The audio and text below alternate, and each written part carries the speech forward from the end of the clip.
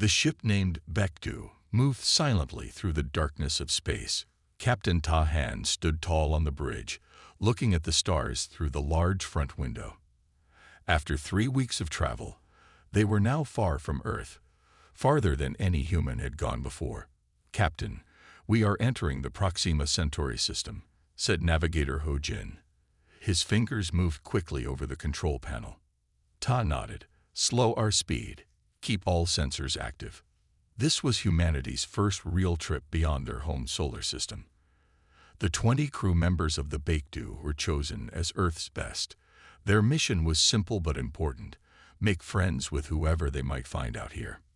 Captain Ji-Soo Kim, the communications officer, suddenly called out. Her eyes were wide. "I'm picking up signals. Many signals. They're not random. They're ships." Ta moved quickly to her station. "How many?" "At least 50, sir. Maybe more." Ji-Soo's voice was steady, but her hands shook slightly. Tai took a deep breath. First contact. This was the moment humans had wondered about for centuries. "All crew to alert status," he ordered. "Not emergency, just alert." The bridge lit up with a soft yellow glow. On the main screen, they could now see them. Dozens of ships, their shapes strange and beautiful. They looked like giant leaves, thin and curved, glowing with soft green and blue lights. "They've spotted us," said Science Officer Dali. "Several ships are changing direction. They're coming toward us." Tai straightened his uniform. "Ji-Soo, prepare all first contact messages. Use the universal math sequence first, then move to basic language patterns." "Yes, Captain."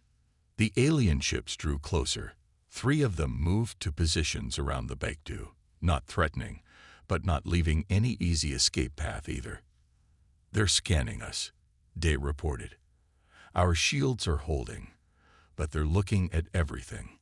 Hull, engines, life signs." Ji-Soo's console suddenly lit up. "Captain, they're sending a response to our math sequence. They understand." For the next hour, Ji-Soo worked with the alien signals, building a basic way to communicate. The bridge crew waited tensely. Finally, Ji-Soo looked up, her face showing surprise. "Captain, I think I understand what they're saying. They call themselves the Varian. They want to see us. In person." "A face-to-face meeting?" Tai asked. "Yes, but..." Ji-Soo hesitated. "There's something strange. They keep asking about our teeth." De moved to her station and looked at the translation. "She's right, Captain. They seem very concerned about our mouths, specifically about whether we have fangs." Tai raised an eyebrow. "Tell them we accept their invitation to meet. And yes, humans do have canine teeth." Ji-Soo sent the message. The response was immediate. They're frightened," she said, looking confused. "They say they'll still meet us, but they're sending their bravest warriors." Security Chief Yoon-hak stepped forward. "Captain, I don't like this. Why would they fear our teeth?" Day's eyes suddenly lit up with understanding. "Of course. Look at their ships, leaf shapes, plant colors. What if they're herbivores?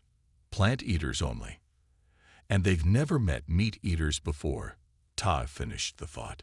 "To them, our canine teeth would mark us as predators." The crew fell silent as the meaning sank in.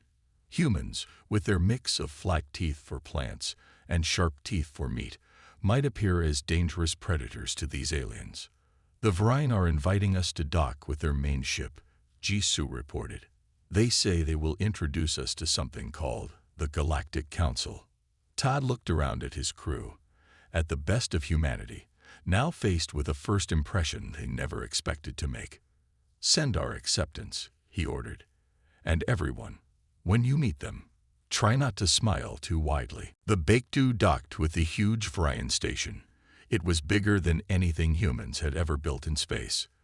The station looked like a giant flower with many petals, each one as big as a small city. Captain Ta Han led his team off the ship. Ji-Soo Kim, Da Li, and Yoon-hak walked behind him. They all wore their best uniforms and tried to keep their mouths closed when they could. 6 Ryan waited for them. They looked like tall, thin deer that walked on 2 legs. Their skin was light brown with white spots. They had large, gentle eyes that looked at the humans with fear and wonder. "Welcome to Harmony Station," said the tallest Ryan. It spoke through a small device that translated its words. "I am High Speaker Trell. We have not met your kind before. Thank you for your welcome," Ta said, careful not to show his teeth. "We are honored to be here." High Speaker Trell led them through wide hallways. The humans saw many different aliens. Some looked like giant butterflies. Others were like walking trees or colorful slugs. All stopped to stare at the humans. "They all seem afraid of us," Jisoo whispered to Da. Day nodded. "Look at their mouths when they speak. Not one has sharp teeth. They're all plant eaters." They entered a large round room with seats for many different body types. In the center stood a human woman in an Earth uniform. "Captain Ta Han," she said with a smile. "I'm Ambassador Sun Kyung. I've been waiting for you." Ta was surprised. "Ambassador, how did you get here before us?" "A Varian scout ship found me on our research station near Jupiter last year," she explained. "They brought me here to learn about humans. It's been interesting." The room began to fill with aliens of all shapes and sizes. They sat in a circle, looking at the humans with nervous eyes. "The Galactic Council is meeting now," Sun Kyung said. 17 species all working together for peace, and all herbivores. "Are we the only meat-eaters they've met?" Yoon asked. Sun Kyung's face grew serious. "No, that's why they're scared of us. There's another species with fangs, the Moric, and they're the reason I asked Earth to send a ship." High Speaker Trell stepped to the center of the room. "Council members, these are humans. Yes, they have the fangs of hunters. But Ambassador Sun has lived among us for a year. She has shown that humans can be gentle despite their teeth." A butterfly-like alien fluttered its wings angrily. "They are like the Moric. We cannot trust them." Sun Kyung stepped forward. "Humans are omnivores. We eat plants and meat. The Moric only eat meat, and they see you all as food." The room grew quiet. Ta felt all eyes on him. 3 sectors have fallen to the Moric in the past 2 years, Sun Kyung continued. "They hunt, they enslave, they destroy. And they're coming this way." Day was taking notes on his tablet. "What exactly are these Moric?" he asked. A hologram appeared in the center of the room. It showed a tall, strong alien with gray skin, powerful legs, and a mouth full of sharp teeth. It looked like a mix between a wolf and a lizard. "Pure predators," Sun Kyung said. "Evolved to hunt. No plant eating in their history. No farming. Just taking." Tai understood now. "And because we have some sharp teeth, you thought we were like them." High Speaker Trell nodded. "We did, until Ambassador Sun showed us humans can be different. You have fangs, but also flat teeth. You build, create, and grow food. The Moric only destroy." "The Moric fleet was spotted yesterday," Sun Kyung said to Ta. "They'll be here within a week. That's why I called for you." "What can we do against them?" Tai asked. "We're just one ship." Sun Kyung looked at him with serious eyes. "We can show the council that not all predators are the same. That sometimes you need fangs to protect those who have none." For the next 3 days, Captain Ta Han and his crew worked hard with Ambassador Sun Kyung and the Galactic Council. They needed a plan to deal with the coming Moric attack. Yoon-hak, the security chief, spent time in the station's control room. He studied the station's defenses and saw many problems. "Their weapons are weak," Yoon told Captain Ta. "The Varian and other species never built strong weapons. They always ran from danger instead of fighting." In another part of the station, Jisoo Kim watched videos of Moric attacks. She noticed something important. "Captain," she said during a meeting, "the Moric are strong fighters, but they always attack the same way. They don't change their plans even when they should. Dadley nodded. That makes sense. Pure predator species often have fixed hunting patterns. They follow their instincts, while humans adapt, said Ta thoughtfully. We change our plans when things don't work. Suddenly, alarms rang throughout the station. On the main screen, they saw 3 large ships appear. They were dark gray with red lights. They looked like sharp teeth floating in space. Morik ships, Sun Kyung said. They're early. High Speaker Trell and other council members rushed into the room. Their eyes were wide with fear. They're calling us, said a butterfly-like alien at the communication station. A Morik face appeared on the screen. Its skin was gray, and its yellow eyes had thin black lines instead of round pupils. Sharp teeth filled its mouth. Prey species, the Morik said in a low, growling voice. We are hungry. You will give us 20 of your people as food. You will give us supplies for our ships, or we will take everything. High Speaker Trell stepped forward, shaking with fear. We need time, To. You have 1 hour. The Morik cut him off. The screen went dark. The council room filled with panicked voices. Some wanted to give the Morik what they wanted. Others wanted to escape in small ships. Ta Han looked at his crew and then at Sun Kyung. We can fight them, he said. The room went quiet. All eyes turned to him. How? Asked Trell. They are stronger than us. Their teeth, their claws. They have instincts. We have strategy, Ta said. Ju-Su noticed they always attack the same way. We can use that. Yoon stepped forward. If we change the station's layout near the docking areas, we can confuse them. And we can use sounds and lights that hurt their eyes and ears, added Da. My studies show their senses are different from ours. For the next hour, humans and aliens worked together. They moved walls, set up traps, and prepared defense points.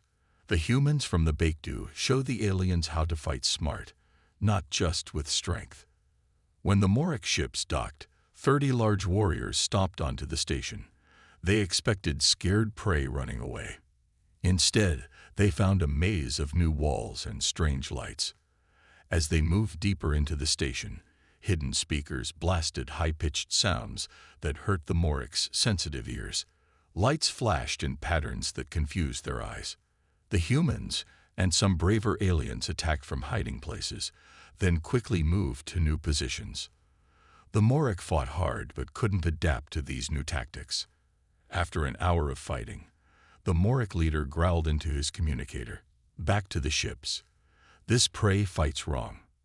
The Morik ran back to their ships and left quickly, leaving 7 of their fighters behind, knocked out or tied up. In the main council room, aliens looked at the humans with new eyes. Not with fear, but with hope. You fought them off, said High Speaker Trell with wonder in his voice. No one has ever done that before. Ta Han looked at his brave crew. We just showed them the human advantage. We have the fangs of predators, but the hearts of protectors. And now, said Sun Kyung with a smile, the real work begins. 1 week after beating back the Morik attack, the Baekdu looked very different. Alien workers had added new parts to the human ship. Its hull now shone with a special metal that could hide from Morik scanners. Captain Ta Han watched as Engineer Jun Park worked with Ryan technicians. They were putting new weapons on the ship. How is it going? Tai asked. Jun looked up with excitement in his eyes. Amazing, Captain. The Vrian may not like to fight, but they know how to build things. These new engines will make us twice as fast. In another part of the station, Ji-Soo Kim sat with aliens from 5 different species. They all wore small devices in their ears. The Morik language is simple, Ji-Soo explained. They don't have many words for peaceful things, but they have 30 different words for hunt and kill. Dadley worked in a lab with butterfly-like aliens called Luma. They studied the Morik prisoners. Their eyes are most sensitive to red light, Dai said, making notes. And their hearing can pick up sounds we can't. We can use this. In the main council room, Captain Ta met with Sun Kyung and the leaders of all 17 species. A large map of the galaxy filled the air in front of them. "The Moric control these 3 sectors now," said High Speaker Trell, pointing to red areas on the map. "They have taken over 12 planets and enslaved their people." "Why didn't you tell us how big their territory was before?" Tai asked. Sun Kyung sighed. "The council was afraid. They thought if humans knew how powerful the Moric were, you might join them instead of fighting them." Ta shook his head. "Humans don't think that way. We protect those who need help." The next day, the crew of the Baekdu prepared to leave. Their mission had changed. Now they would go into Moric space to learn more about the enemy and find their weaknesses. Yoon Hak, the security chief, trained 20 Varian volunteers who wanted to fight. They were not natural warriors, but they learned quickly. "Remember," Yoon told them, "you don't need to be stronger. You need to be smarter." As the Baekdu got ready to leave, Ambassador Sun Kyung came to see Captain Ta. "I'll stay here," she said. "The council trusts me now. I can help them prepare more ships and stations for defense." Ta nodded. "We will send back any information we find. If the Moric have a weakness, we will find it." The crew boarded the ship. Jisoo, Da, Yoon, and Jun all had important jobs for the mission. They also had 5 Ryan volunteers and 2 Luma scouts who knew parts of Moric space. Just before they left, High Speaker Trell came to the docking area. He held a small box. "This is our highest honor," Trell said, giving the box to Ta. Inside was a small green plant that glowed softly. "It means you are now protectors of life." Tai accepted the gift with a small bow. "We will try to be worthy of it." The Baekdu pulled away from the station. Its new engines glowed blue, then white, as it picked up speed. On the bridge, Captain Ta looked at his crew. For the first time in history, humans are hunting other hunters, not for sport or food, but to protect those who cannot protect themselves. Jisoo smiled. "The Moric think they are the top predators in the galaxy.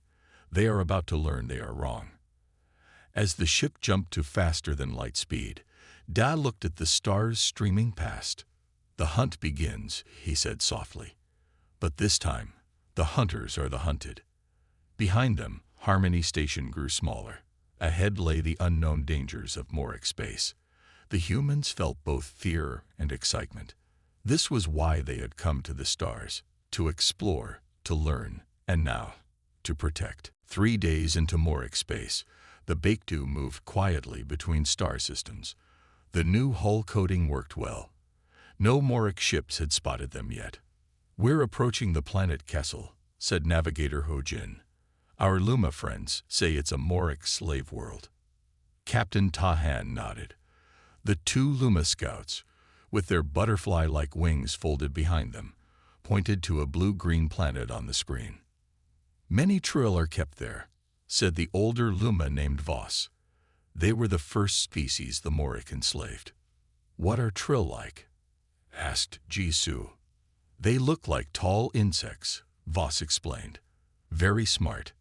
Good builders. The Moric used them to make their ships and weapons." Ta made his decision. "We'll send a small team down to the planet. We need to talk to these Trill and learn more about the Moric." That night, Yoon Hak led a team to the planet's surface. With him were Da Li, 2 Varian volunteers, and 1 Luma. They wore dark suits that hid them from Moric sensors. They landed their small ship in a forest near a large Moric building. Through special glasses, they could see Trill working inside. The Trill had 4 arms, thin bodies, and large eyes. Moric guards with weapons watched them. "How do we get to them?" asked one of the Varian. Yoon smiled. "We wait. Look there. They're ending their work shift." Soon, many Trill walked out of the building towards simple huts nearby. The team waited until the guards changed, then approached one of the huts. Inside, they found 20 Trill resting. The Trill were afraid at first, but the Luma spoke to them in their language. Slowly, the Trill began to trust them. "We've heard of humans," said the oldest Trill, whose name was Crit. Stories have spread about creatures with fangs who fight the Morek. Day asked many questions about the Morek. Crit explained what they knew. The Morek homeworld is a terrible place. Only the strongest survive there. Their whole history is about hunting and killing. They have no art, no music, only conquest. Do they have any weaknesses? Yoon asked. Crit's large eyes blinked. They cannot work together well. Each Morek wants to be the leader. They fight among themselves often. As they talked, an alarm suddenly sounded outside. Red lights flashed. They know we're here, said Yoon. We need to leave. Take us with you, begged Crit. If you leave us, the Morek will kill us for talking to you. Tae's voice came through their communicators. The Morek are sending ships to your area. Get back to your shuttle now. Yoon looked at the 20 trill. Their plan hadn't included rescuing slaves, but he couldn't leave them to die. All of you come with us, he said, quickly and quietly. They ran through the dark to their shuttle. Just as they reached it, 3 Morek guards appeared with weapons raised.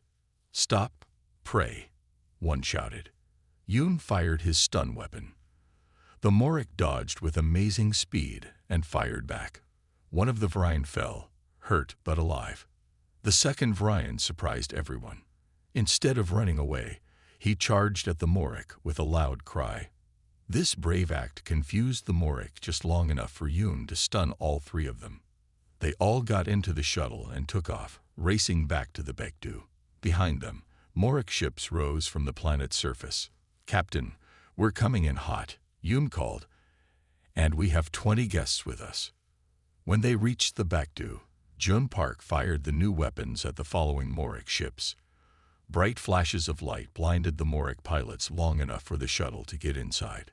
The Baekdu quickly jumped to faster-than-light speed and escaped.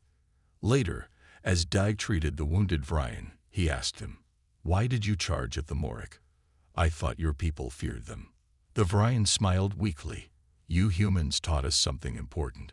Sometimes being brave for others is stronger than any fang or claw. 2 weeks after rescuing the Trill, the Baekdu returned to Harmony Station.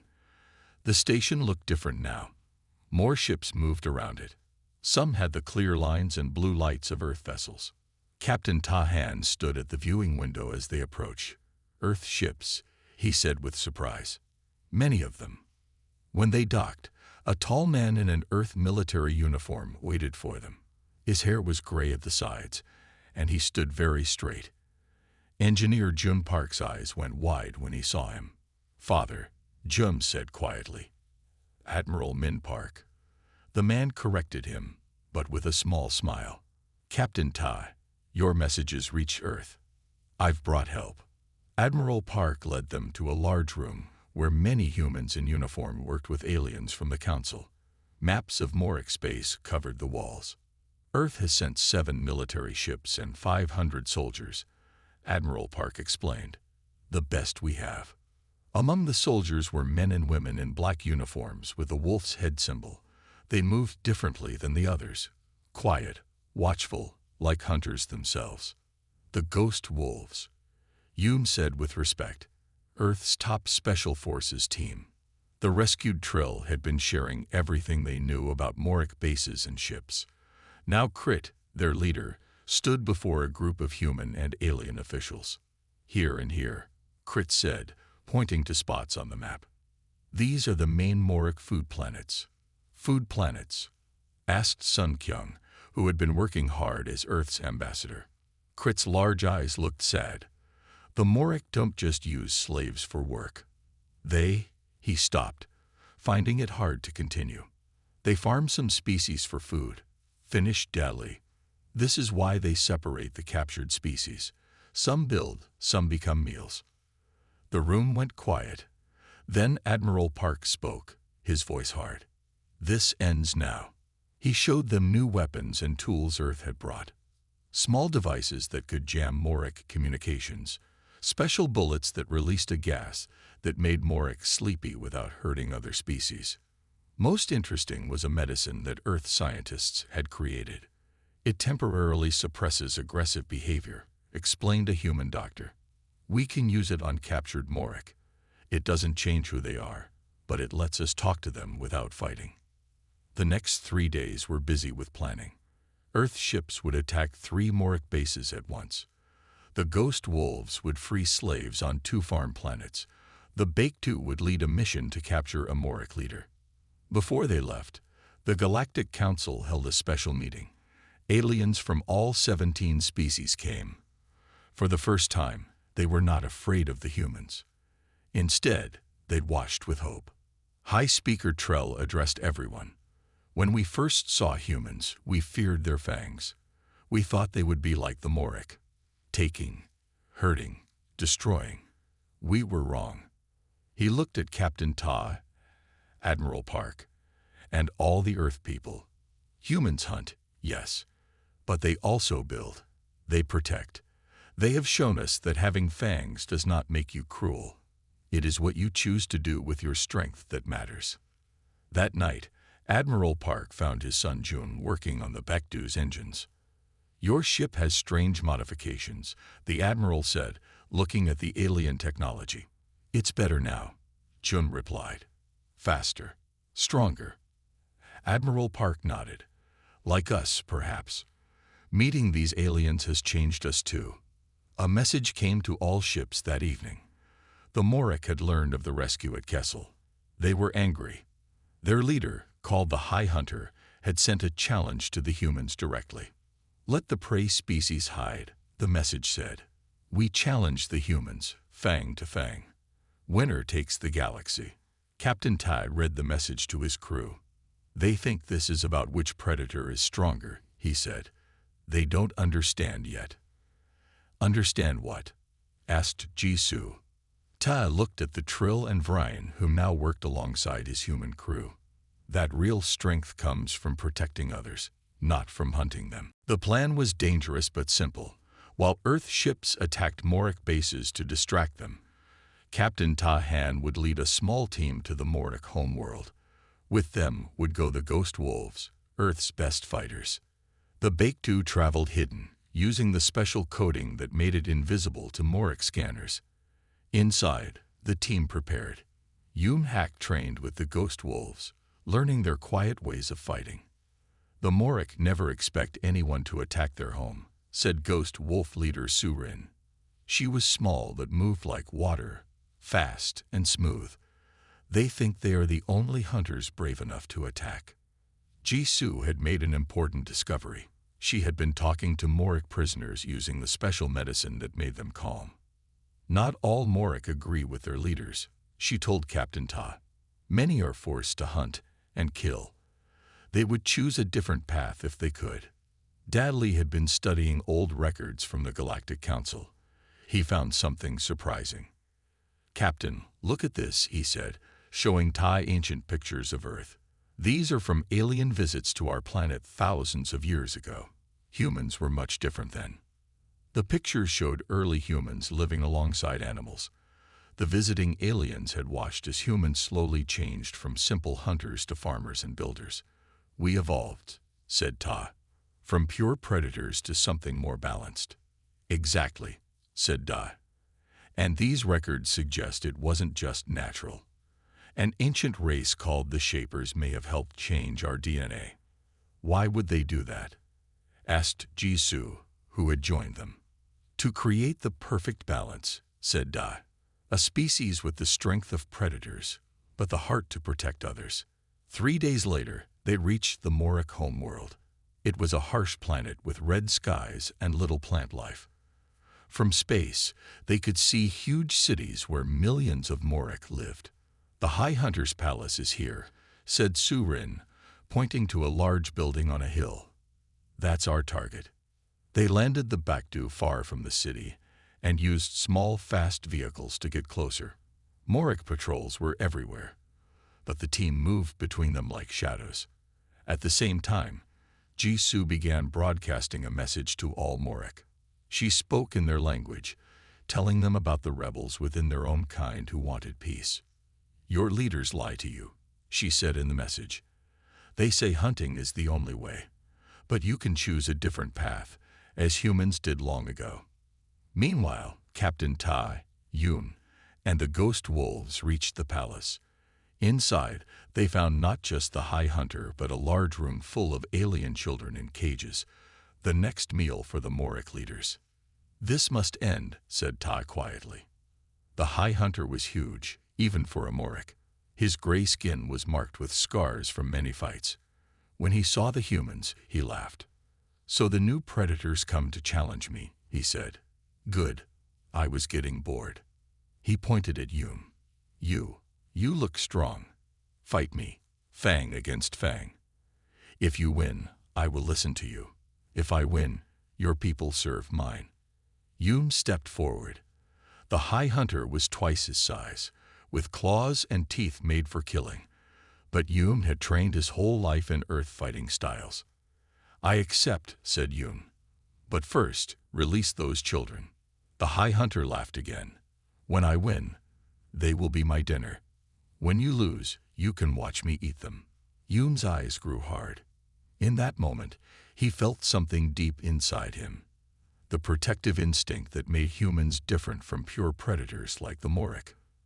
"Then let's begin," he said, taking a fighting stance. The Moric charged at him, all teeth and claws and fury. Yoon stood his ground, ready to fight not for glory or power, but for those who could not fight for themselves. The fight between Yoon and the High Hunter began. The huge Moric moved fast for his size. His claws slashed the air where Yoon had been a second before. Yoon did not try to match the Moric's strength. Instead, he used the fighting style he had practiced all his life. He moved like water, never staying in one place long enough to be caught. "Stand still, prey," roared the High Hunter, growing angry. "I am not prey," Yoon said calmly. "And neither are those children you've caged." Around them, other Moric watched. So did the ghost wolves and Captain Tahan. No one moved to help either fighter. This was a challenge that had to be settled between them. Meanwhile, in the city below, something important was happening. Jisu's message was spreading. Moric who had secretly questioned their leaders' ways began to talk to each other. Some even took up arms against Moric guards. Back on the Bakdu, Da Li and Joan Park watched the screens as reports came in from across Moric space. Earth ships and their council allies were winning battles at key bases. Slaves were being freed by the thousands. "It's working," said Da. "But everything depends on what happens in that palace." In the palace, the fight continued. The High Hunter had landed several hits on Yoon, who was bleeding from his arm and side. But the Moric was also tired. He had never fought someone who wouldn't stand and trade blows. "You fight like a coward," the High Hunter growled. "I fight to win," Yoon answered. "There's a difference." Yoon saw his chance when the High Hunter charged again. He stepped aside at the last moment and used the Moric's own weight to throw him to the ground. Before the High Hunter could rise, Yoon placed his foot firmly on the Moric's neck. "It's over," Yoon said. "Call off your hunters. Free your slaves." The High Hunter's yellow eyes glared with hate. "Kill me then, human. Show your true predator nature." Captain Ta stepped forward. "We don't need to kill you to prove we're strong. We've already proven that by beating you." Su Rin and the ghost wolves moved to the cages and began freeing the children. Other humans gave them water and food. At that moment, the palace doors burst open. A group of Moric entered, led by one with a white mark on his face. But they did not attack. Instead, they bowed to Captain Ta. "We are the changed," said the one with the white mark. "We have listened to your words about a different path. Many of our people now follow us." The High Hunter roared in anger. "Traitors! No true Moric would turn from the hunt." "We are still Moric," said the white-marked one. "We still have our strength and our fangs. But we choose to use them differently now." Over the next few days, a new order began on the Moric world. The rebels, who called themselves the Changed, took control of many cities. They freed all slaves and promised to help return them to their homeworlds. On Earth ships across Moric space, the special medicine helped calm captured Moric warriors so they could listen and learn. Many chose to join the change after they understood there was another way to live. Captain Tai and Ambassador Sun Kyung helped create a new council that included both predator and prey species. The changed Morik would sit beside humans, and Vryan and Trill and others. The High Hunter and those still loyal to him were not killed. Instead, they were given a single planet where they could live by the old ways, but only among themselves. They could not leave to hunt others. 1 month after the fight, Yoon's wounds had healed. He stood with Captain Tai, watching Morik and Vryan working together to build a new meeting hall. "Do you think it will last?" Yoon asked. "Can predators really change their nature?" Ta smiled. "We did, long ago. Our ancestors were hunters too, but we learned that protecting is more important than hunting." "Fangs with purpose," said Yoon, remembering something Sun Kyung had once said. "Yes," agreed Ta. "That's the true strength of humanity." 1 year had passed since the day Yoon Hak defeated the High Hunter. The galaxy had changed much in that time. Admiral Tahan, no longer just a captain, stood on the bridge of a new ship. It was much bigger than the old Baekdu. This ship, called Unity, had been built by humans, Vryan, and even some changed Morik working together. "Admiral, the delegates are ready," said his new assistant, a young Trill named Ziv. Ta nodded and walked to the large meeting room. Inside waited representatives from 24 species.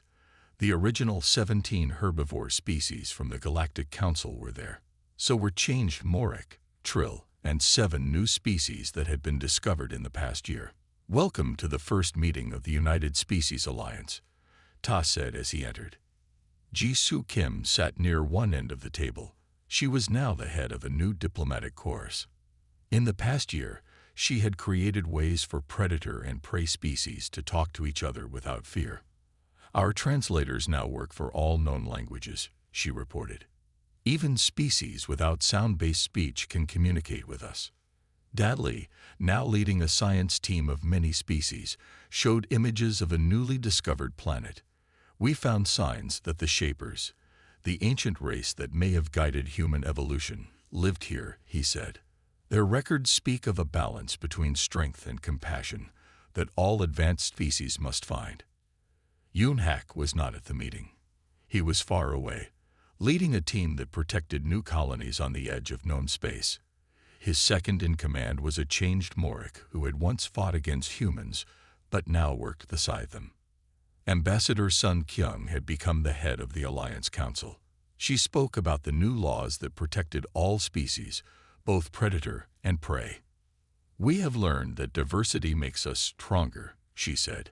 "Different species see problems in different ways. Together, we find better answers." Jun Park had stayed on the Morik homeworld to help them build better ships and cities. His father, Admiral Min Park, had returned to Earth but sent regular messages. Humans and aliens now visited each other's worlds often. As the meeting continued, Ta looked out the window at the stars. He thought about how much had changed since that first day when the Baekdu met the Vryan. A Vryan delegate named Frel, the son of High Speaker Trull, approached Ta. "My father asked me to give you this," Frel said, handing Ta a small clear box. Inside was a chip with a recorded message. Later, in his private room, Ta played the message.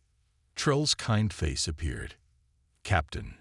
"No, Admiral Ta," the old Vryan said. "1 year ago, we feared your fangs.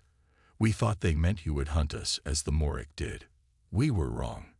Trull's eyes were full of wisdom. "Now we understand. Your fangs, your predator strength, these are not things to fear. They are the very things that saved us. You humans are unique in the galaxy because you have the strength to protect and the wisdom to know when to use it." Tay turned off the message and looked at his reflection in the window. He saw his teeth when he smiled. Once, they had frightened the Vryan. Now they were seen differently. A knock came at his door. It was Sun Kyung. "The scout ships have reported something strange at the edge of the galaxy," she said. "Signs of a new species. Very powerful. Maybe dangerous." "Predators?" asked Ta. "We don't know yet," she replied. "But whatever they are, we will face them together. Predator and prey, standing as one." Ta nodded and followed her back to the meeting room. Whatever came next, the United Species Alliance would be ready. Humans had shown the galaxy that Fangs could protect as well as harm. That strength came with responsibility. That the greatest hunters could become the greatest guardians. As he walked, Tai thought of Earth, so far away. His people had come to the stars looking for new worlds and new life. They had found their true purpose instead, a bridge between different ways of life, using their unique nature to bring peace. Fangs among the stars, once feared, now respected. The journey beyond stars and species had only just begun.